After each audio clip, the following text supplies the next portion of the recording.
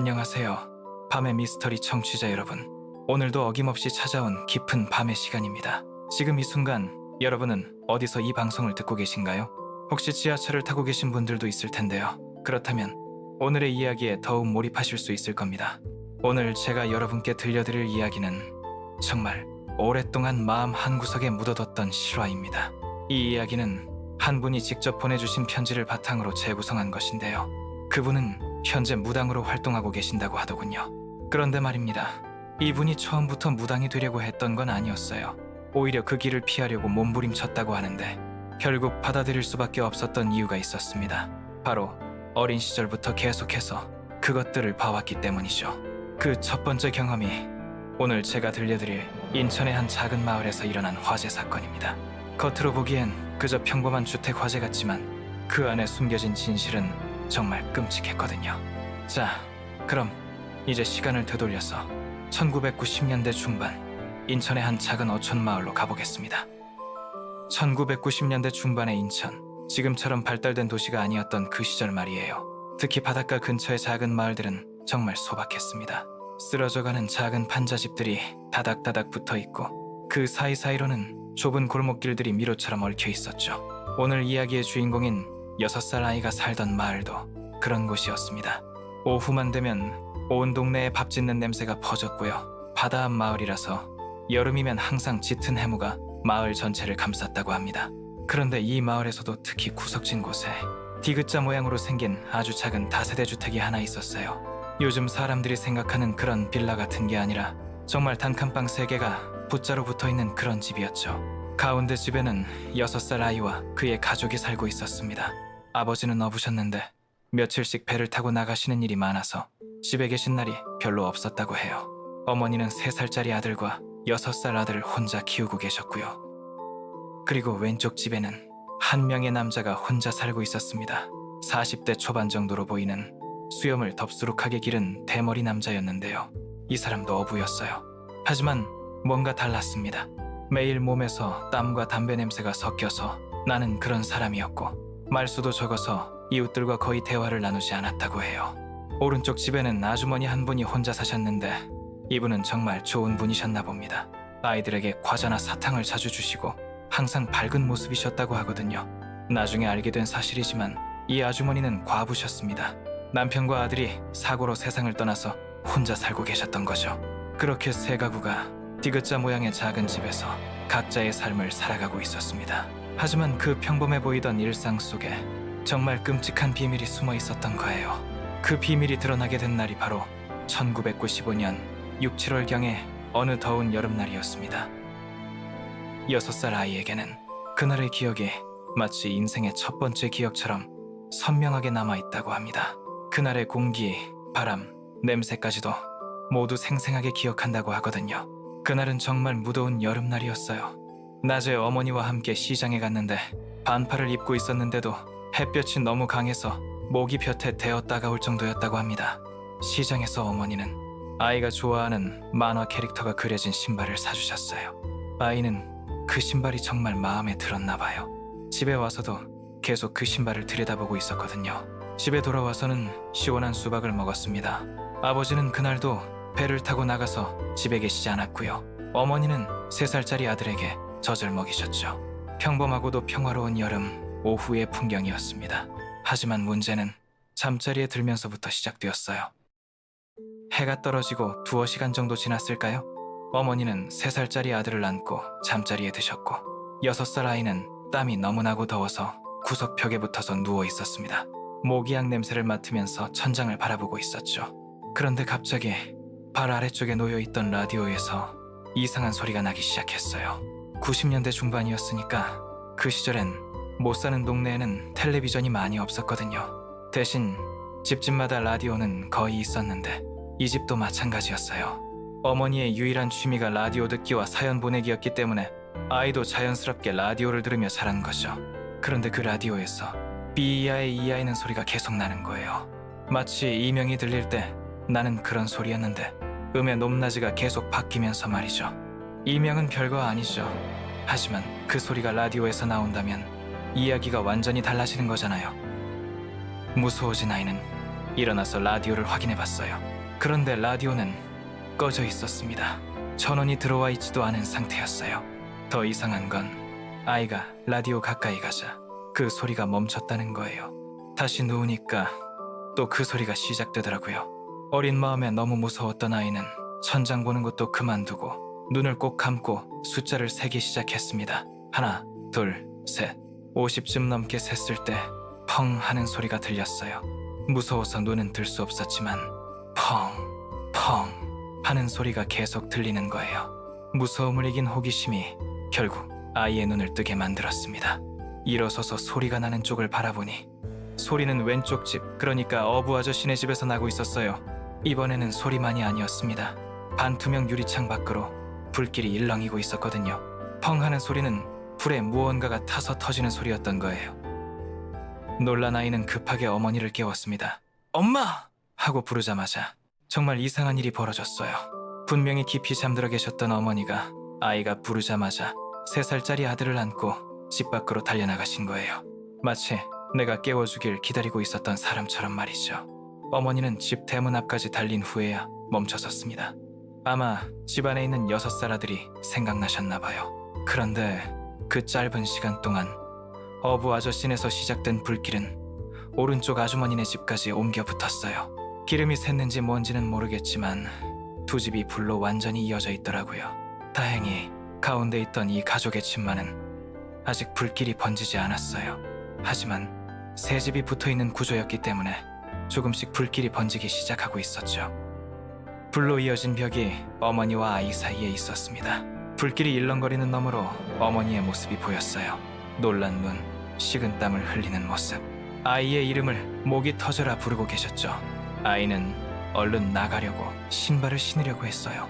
바로 그날 낮에 사준 그 캐릭터 신발 말이에요. 하지만 마음이 급해서 그런지 자꾸 발과 손이 미끄러지더라고요. 무서웠으니까 말이에요. 그런데 몇 초 정도 지났을까요? 아이의 이름을 부르던 어머니가 갑자기 조용해지셨어요. 사람이 파랗게 질린다는 말 들어보셨죠? 그 말이 무슨 뜻인지 직접 본 적 있나요? 그 아이는 그때 봤다고 해요. 어머니의 얼굴은 말 그대로 파랗게 질려 있었어요. 입술은 거의 보라색이었고 눈은 울었는지 연기 때문인지 새빨갛게 충혈되어 있었죠. 무언가를 보고 놀라신 것 같았어요. 질리다 못해 바닥에 주저앉으시더니 정신을 차리셨는지 목이 찢어질 정도로 큰 소리를 지르셨습니다. 나와! 얼른 나와! 나와! 그제야 아이도 정신을 차렸어요. 신발이 중요한 게 아니었거든요. 어린 나이에도 이대로 좀 더 있으면 죽는다는 걸 본능적으로 알 수 있었어요. 쏜살같이 달려나와 불길을 뛰어넘었습니다. 어머니 앞에 도착하자마자 다리에 힘이 풀려 넘어졌어요. 그때 정말 심하게 무릎이 까졌는데 그 흉터가 30여 년이 지난 지금도 남아있다고 하더라고요. 무섭고 아파서 엉엉 울었던 기억, 그리고 덜덜 떨며 아이를 안고 있던 어머니의 팔도 생생하게 기억난다고 합니다. 그날 밤은 가까운 이웃집에서 잤어요. 아이는 상처에 약을 바르고 나서 지쳐 잠들었고요. 며칠 후 이 가족은 수원으로 이사를 갔습니다. 하지만 이것만으로는 이야기가 끝나지 않아요. 진짜 무서운 건 그 뒤에 밝혀진 진실이었거든요. 시간이 흘러 그 아이가 고등학생이 되었을 때의 일입니다. 그 무렵 어머니와 옛날 이야기를 나누다가 그날 밤의 진실을 알게 되었어요. 어머니가 들려준 이야기는 이랬습니다. 나는 그날 진짜 큰일 날 뻔했구나. 그날 네 동생을 안고 자는데 글쎄 애가 이상한 거야. 분명히 잠든 것 같은데 팔을 들어서 내 얼굴을 자꾸 긁더라고. 손톱 정리를 못해줘서 날카로웠는데 긁기까지 하니까 너무 아픈 거야. 팔을 내려줘도 긁고 내려줘도 긁고 잠들기가 참 어려웠지. 그렇게 비몽사몽으로 자다 깨다 하는데 꿈에 내 이모 할머니가 나오시더라고. 무당이셨던 분이었는데 꿈에서도 무당들이 입는 옷을 입고 나오셨어. 이모 할머니가 나를 보더니 쉰 목소리로 얼른 나가라고 하더라고. 나가라 나가라 소리를 듣고 있는데 네가 나를 딱 깨운 거야. 눈을 떠서 보니까 불은 났지, 탄 냄새는 나지. 살아야겠다는 생각이 먼저 들어서 달려나갔지. 일단 안고 있던 게 네 동생이니까 안고 뛴 거야. 여기까지는 그럭저럭 이해할 수 있는 이야기예요. 하지만 진짜 무서운 건 그 다음이었어요. 그렇게 뛰어나가 보니까 네가 없는 거지. 정신 차리고 너를 찾는데 이 멍청한 놈이 그 신발 사준 거 신겠다고 그걸 신고 앉아있더라고. 나오라고 나오라고 소리를 지르는데 너는 내 눈치를 보면서 그 신발을 계속 신고 있었잖아. 그때 아들이 물었어요. 아니, 그런데 엄마는 그때 왜 벌벌 떨었던 거야? 그러자 어머니의 표정이 갑자기 변했다고 해요. 반쯤 웃는 표정으로 말하고 있었는데 표정이 싹 굳으시더라고요. 근데 네가 신발 신는 걸 가만히 보는데 신발 옆으로 이상한 게 조금씩 보이더라고. 처음엔 무슨 쓰레기 봉지인가 했지. 주황색 봉지. 자세히 보니까 그게 사람 머리더라고. 듣는 아들도 식은땀이 나기 시작했어요. 사람 머리가 보이고 네 신발을 붙들고 있는 손도 봤지. 그걸 딱 깨달았는데 그 머리가 천천히 돌아가는 거야. 머리가 다 돌아가고 얼굴이 보이는데 피칠갑을 한 여자야. 표정을 보는데 씩 웃더라고. 웃으면서 이빨을 딱딱거리는데 그 사이로 목소리도 들려. 가가가가가가가가가가가가고 말이야. 놀래서 주저앉았지. 그래도 아들 살리겠다고 고래고래 너를 부르니까 그제야 네가 맨발로 뛰어나오는 거야. 아들이 물었어요. 와, 그럼 그 집에 있던 귀신이 나를 죽이려고 한 거네? 하지만 어머니의 대답은 달랐어요. 아니야, 그 귀신은 그 집에 원래 있던 귀신은 절대 아니야. 응? 왜? 그리고 어머니가 들려준 진실은 정말 끔찍했습니다. 소방관들이 오고 불을 다 끄고 나서 집에 남은 짐이 없나 찾으러 갔는데 웬걸 경찰들이 엄청나게 와 있는 거야. 어분의 집을 보고 있는데 뭔가 분위기가 이상한 거야. 구급차도 오고 하더라고. 그런데 그 집에서 구급대원들이 들 것에 뭘 들고 나와. 그때 나는 서 있다가 기절하는 줄 알았어. 뭐였는데 반쯤 탄 시체야. 반쯤 탔다는 게 딱 반이 탄 거야. 반은 타고 반은 썩어서 문드러져서 구더기가 끓는데 비닐로 꽁꽁 싸매놨었나 봐. 탄 데는 비닐이 눌어붙어 있고 썩은 데는 비닐로 싸져 있는 거야. 속이 메스꺼워서 헛구역질을 하는데 그 시체 머리를 딱 본 거야. 세상에, 그 사람 머리가 주황색인 거야. 염색을 했나 탈색을 했나. 주황색이래. 네 신발 잡고 있던 그 여자가 그 시체로 나온 그 여자야. 나중에 사람들 말을 들어보니 어부였던 그 남자가 그 여자를 때려 죽여서 장롱에 넣어놨다고 하더라고요. 한 달은 그러고 살았다는 거예요. 지금 생각하면 진짜 그놈을 내가 찢어 죽이고 싶어. 나도 너도 네 동생도 한 달은 그 시체 옆방에서 산 거 아니야. 아무튼 그 사람이 외로웠는지 우리가 미웠는지 싹 다 죽이려고 한 걸 이모 할머니가 살려준 거야.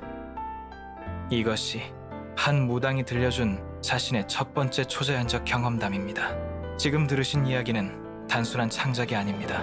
실제로 1990년대 중반 인천의 한 작은 어촌 마을에서 일어난 일을 바탕으로 한 것이에요.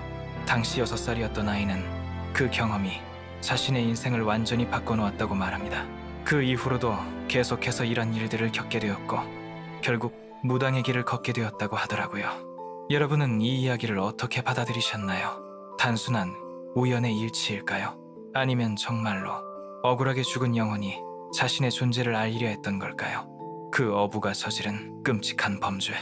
만약 그날 밤 화재가 일어나지 않았다면 그 진실은 영원히 묻혀버렸을지도 모릅니다.